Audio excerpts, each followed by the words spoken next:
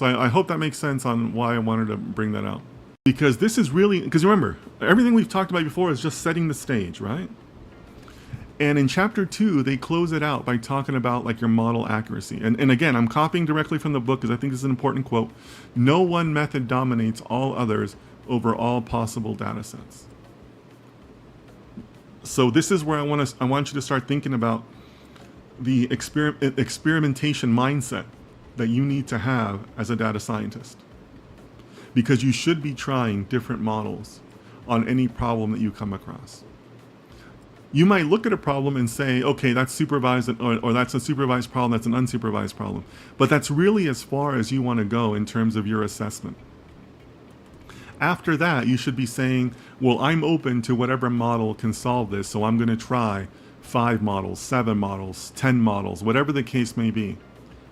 But keep in mind, again, this is from the authors, no one method dominates all others over all possible data sets.